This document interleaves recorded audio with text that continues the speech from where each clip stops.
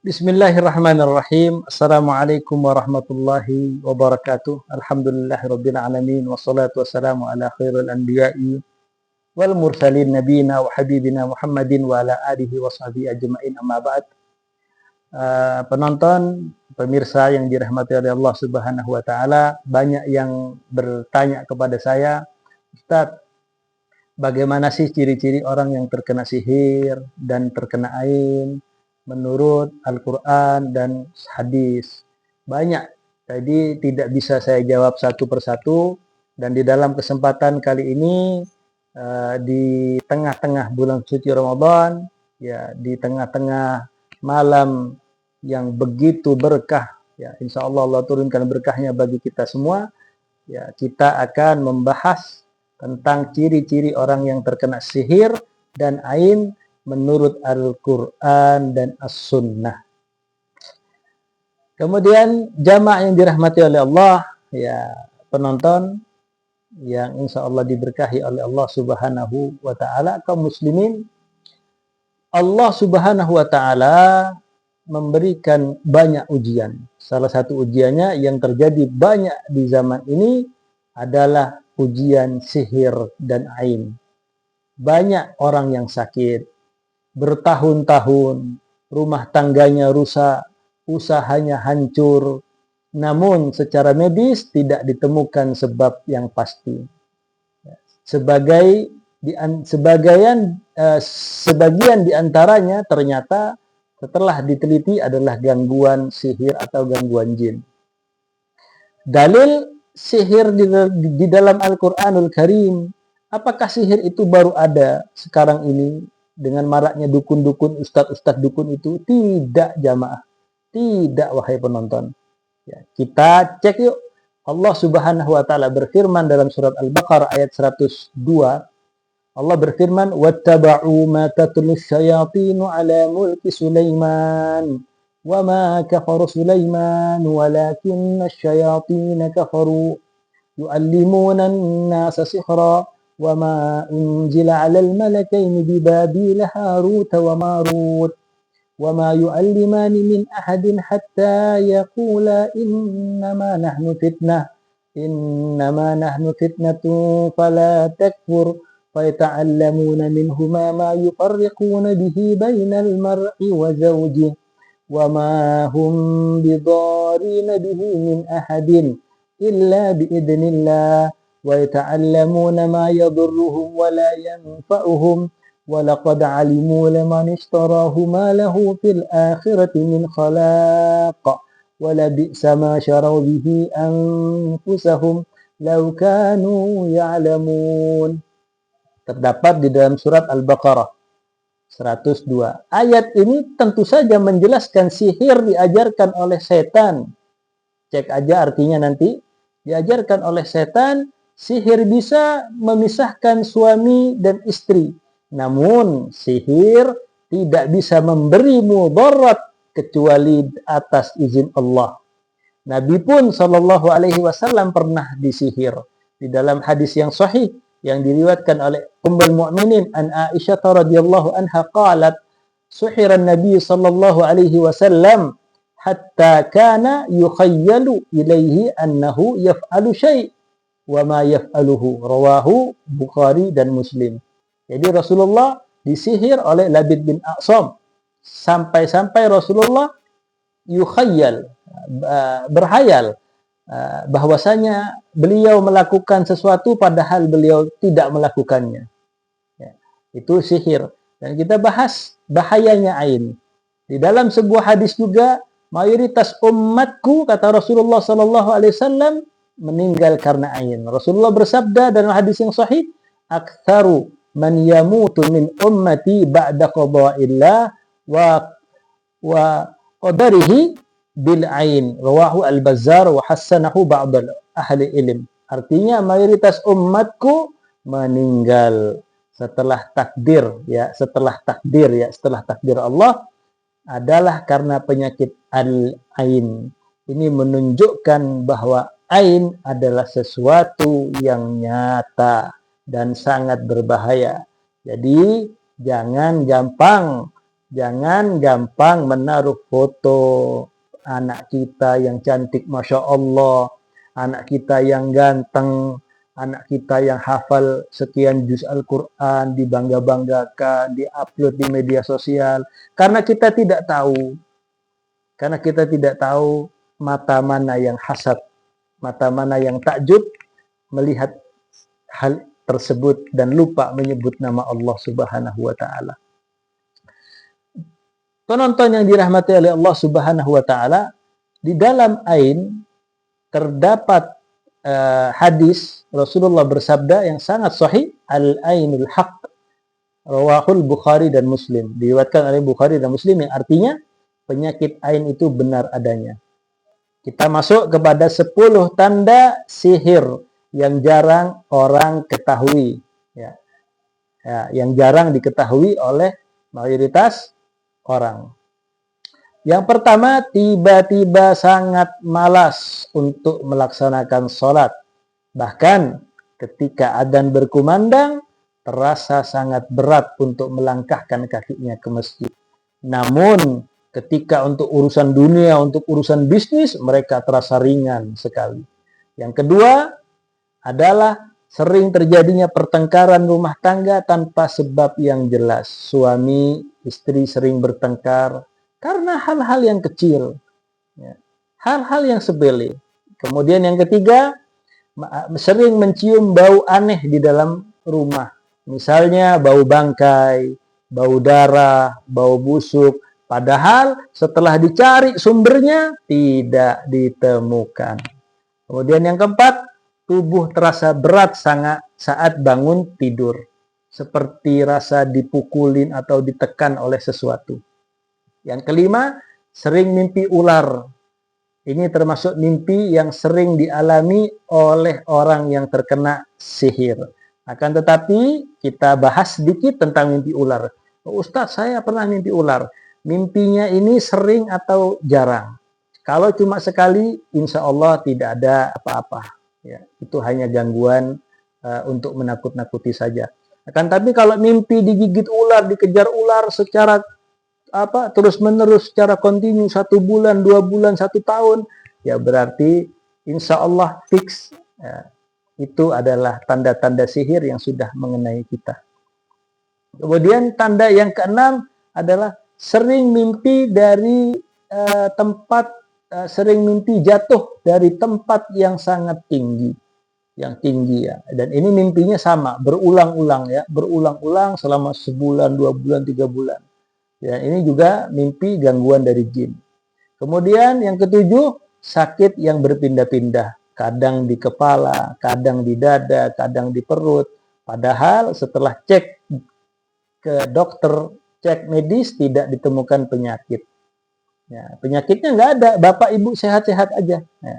Kemudian yang kedelapan, merasa ada yang mengawasi, seperti ada sesuatu di rumah. Padahal tidak ada siapa-siapa di rumah tersebut, melainkan hanya kita sendiri, jamaah. Kita sendiri merasa kok kayaknya ada yang mengawasi, tapi siapa? Ada yang mengikuti, ada yang mengintip. Nah, ini sudah mulai tanda-tanda ada gangguan sihir yang hendak menyihir kita. Kemudian tanda-tanda berikutnya yang ke-9, sangat takut ya ketika mendengarkan Al-Qur'an. Ya. Aneh, orang non-muslim saja ketika mendengar Al-Qur'an mereka menangis, mereka takjub, mereka mengatakan begitu indahnya lantunan ayat Al-Qur'an. Kan tapi ketika kita sebagai seorang muslim mendengarkan Al-Qur'an merasa takut, ya, kadang merasa gelisah ketika mendengarkan Al-Qur'an, merasa marah ketika mendengarkan Al-Qur'an, dan pusing seketika ketika mendengarkan Al-Qur'an. Ini tanda-tanda kita terkena gangguan jin atau sihir. Kemudian tanda yang ke-10, reaksi yang keras saat diruqyah. Misalnya tubuh bergetar sendiri tanpa dia gerakkan, tapi bergetar sendirinya, otomatis bergetar. Ustadz, saya tidak menggerakkan tangan saya, tiba-tiba tangan saya ini bergetar sendiri. Gitu. Ya, itu tanda-tandanya. Kemudian menangis ketika dibacakan ayat-ayat ruqyah, menangis terseduh-seduh, menangis ya. Kemudian muntah. Kenapa harus muntah? Ya, karena mohon maaf, jin ini, syaitan ini adalah bangsa yang jorok, bangsa yang kotor, bangsa yang khabis. Bahkan mendapatkan laknat dari Allah Subhanahu wa taala kalau tidak mau masuk Islam dan tidak mau mengikuti syariat Islam yang dibawa oleh Nabi kita Muhammad sallallahu alaihi wasallam. Memang muntah itu adalah jalur keluarnya mereka dari jalur-jalur yang jorok. Muntah, sendawa, kemudian buang air kecil, buang air besar, buang angin, sendawa terus ketika diruqyah, buang angin terus setelah diruqyah atau saat diruqyah. Nah, ini memang jalur mereka untuk keluar. Biasanya seperti itu. Kemudian sahabatku, penonton yang dirahmati oleh Allah Subhanahu wa taala, berteriak ya. Mereka akan berteriak karena tidak sadar. Nah, ketika berteriak itu, oh Ustadz ini berarti kesurupan. Belum tentu juga. Karena di dalam ilmu ruqyah syar'iyyah, kesurupan itu ada dua. Yang pertama ada parsial. Parsial itu separuh dikuasai oleh bangsa setan, separuhnya lagi masih bisa dikendalikan, namun dia sadar, namun dia sadar bahwasanya dia mengatakan ini, bahwa dia melakukan ini, bergerak seperti ini, dia masih sadar tapi tidak bisa mengendalikan. Itu parsial. Kemudian kesurupan yang kedua berikutnya adalah kesurupan secara total. Dia tidak sadar apa yang dikatakan, dia tidak sadar apa yang telah dilakukan, dia tidak sadar dan tidak ingat sama sekali. Ya. Kok saya tiba-tiba seperti ini setelah direkam oleh saudaranya, direkam oleh temannya, ini loh kamu melakukan seperti ini, dia nggak sadar sama sekali dan tidak ingat. Ya, bahkan nanti gejala-gejalanya pingsan juga. Jamaah yang dirahmati oleh Allah Subhanahu wa taala, ya, pemirsa, ayo marilah kita belajar ruqyah syar'iyyah untuk menjaga diri kita pribadi, keluarga kita, istri kita, anak kita dari gangguan-gangguan sihir dan tutup celah-celahnya. Nanti kita akan bahas bagaimana celah-celah syaitan masuk ke dalam tubuh manusia. Dalil Al-Quran sebagai penyembuh. Jadi ketika gejala tanda-tanda tersebut itu ada, jangan panik. Karena Al-Quran diturunkan oleh Allah Subhanahu wa ta'ala 1447 tahun yang lalu, itu sudah ada semua solusi. Ya, termasuk solusi gangguan sihir ataupun ain ataupun guna-guna santet ataupun dari apapun itu. Allah Subhanahu wa taala berfirman di dalam surat Al-Isra ayat ke-82. Allah berfirman, "Wa nunazzilu minal Qur'ani ma huwa shifaa'un wa rahmatun lil mu'minin wa la yazididz dhalimina illa khasara." Ya, artinya, dan telah kami turunkan Al-Quran, sesuatu yang menjadi penyembuh. Ingat, penyembuh dan rahmat bagi orang-orang yang beriman, perlindungan dari sihir. Ya. Rasulullah Shallallahu Alaihi Wasallam juga mengajarkan beberapa amalan kepada umatnya. Yang pertama, ayat kursi yang sudah semua hafal. Allahu la ilaha illa huwal hayyul qayyum, la ta'khuduhu sinatu wa la naum, lahu ma fis samawati wa ma fil ard, man dalladhi yashfa'u indahu illa bi'idnih, ya'lamu ma baina aydihim wa ma khalfahum, wa la yuhituna bi syai'in min ilmihi illa bima syaa', wasi'a kursiyyuhus samawati wal ard, wa la ya'uduhu hifdhuhuma wa huwal aliyyul 'azim.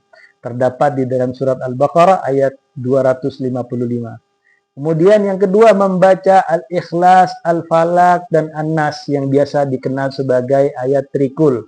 Ya, Rasulullah membacanya setiap malam sebelum tidur. sebelum tidur. Jadi Rasulullah mengajarkan sebelum tidur baca doa sebelum tidur, setelah itu disambung oleh ayat kursi yang tadi dan membaca Al-Ikhlas, Al-Falaq, An-Nas, tiupkan ke dua telapak tangan dan diusapkan kepada seluruh tubuh. Kemudian Rasulullah memberikan amalan kepada umatnya agar terhindar dari gangguan sihir, gangguan jin yang jahat, setan, ya adalah yang ketiga, zikir pagi dan petang. Ya, ini yang paling sering ditinggalkan oleh umat Islam. Nabi SAW bersabda, "Man qala bismillahilladzi la yadurru ma'asmihi syai'un fil ardi wala fis sama' wa huwa sami'un alim." Thalatha marrat, 3 kali, lam yadurruhu syai'un. Rawahu Abu Dawud wa Tirmidzi. Ya, barang siapa yang membaca Bismillahilladzi la yadurru ma'asmihi syai'un fil ardi wala fis sama' wa huwa sami'un alim sebanyak 3 kali, dan ini doa ini ada di dalam buku zikir pagi dan petang. Insya Allah kita bacanya sekitar 10 menit, tapi khasiatnya sangat luar biasa. Sangat luar biasa khasiatnya. Ya, kita terlindung dari gangguan syaitan, kita terlindung dari gangguan sihir, dari mara bahaya. Allah yang jamin, Allah yang melindungi. Zikir pagi dan petang adalah zikir sebagai perisai bagi diri kita untuk jauh dari hal-hal yang tidak kita inginkan, jamaah yang dirahmati oleh Allah. Pemirsa yang dirahmati oleh Allah Subhanahu wa taala, ya, dalam kajian kali ini ya, jangan takut. Saya ucapkan sekali lagi, jangan takut kepada gangguan syaitan. Oh, di situ ada setan, jangan. Di situ ada, jangan setan. Tidak perlu takut dengan adanya setan.